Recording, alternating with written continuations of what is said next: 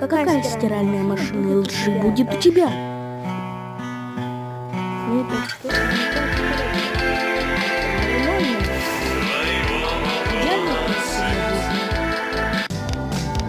Это просто.